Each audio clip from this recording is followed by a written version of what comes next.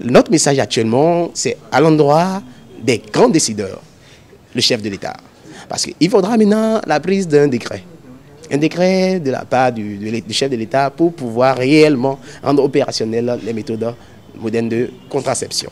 Et aussi, il y a dans cet aspect la loi 2003 qui régit la santé de la reproduction pour les adolescents et jeunes, qui ne spécifie pas concrètement la tranche d'âge qui va bénéficier de ces méthodes, la gratuité de ces méthodes. Encore que, lorsqu'on parle de gratuité, c'est une sorte d'exemption de coûts directs. Voyez. Alors, ce sont ces deux plaidoyers que nous menons à l'endroit du gouvernement, c'est-à-dire la prise de décret et aussi l'éclaircissement de la loi qui puisse élargir quand même l'offre des services au moins de 15 ans. À l'endroit des parents, notre objectif, alors, si la gratuité est effective, il faut quand même que la demande y soit.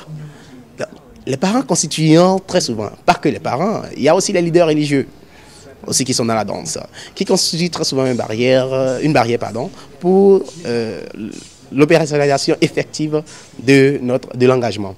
Alors, je voudrais leur dire qu'ils sachent une chose, les parents. La plupart des jeunes aujourd'hui ont déjà des comportements sexuels. La plupart des jeunes aujourd'hui sont sexuellement actifs. Chez les filles, vous avez en moyenne 2% de partenaires, les garçons en moyenne 3 partenaires. Vous voyez?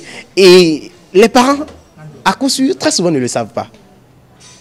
Parce que quoi? Aujourd'hui, il y a les smartphones. Les enfants apprennent beaucoup de choses. Ils ont envie de comprendre beaucoup de choses. Les parents ayant déjà de la difficulté à discuter questions de santé sexuelle avec leurs enfants, n'arrivent pas à cadrer réellement ces enfants-là. Du coup, nous avons les cas de grossesse non désirée. Et il faut comprendre que sur 5 décès liés aux avortements, il y a le fait d'un adolescent, d'une adolescente.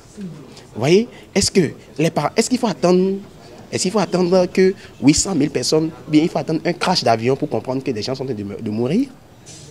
Point d'interrogation. Alors les parents, il faut qu'ils pensent que les méthodes de contraception ne sont pas des méthodes qui encouragent les jeunes à la débauche, non. Bien au contraire, ce sont des méthodes pour garantir leur investissement. Ils investissent sur les jeunes, n'est-ce pas? Comment est-ce qu'un parent peut accepter le fait que son enfant, sur qui il a investi, jusqu'en classe de 3e ou de terminale, se retrouve nez à nez avec quel résultat final à la fin de l'année? C'est la grossesse. C'est choquant. Vous voyez? Donc c'est quand même un outil que l'État a vu, c'est important, et qu'il a mis à la disposition de la population pour pouvoir garantir leur investissement, qu'est la jeunesse. Parce qu'il faut investir dans la jeunesse.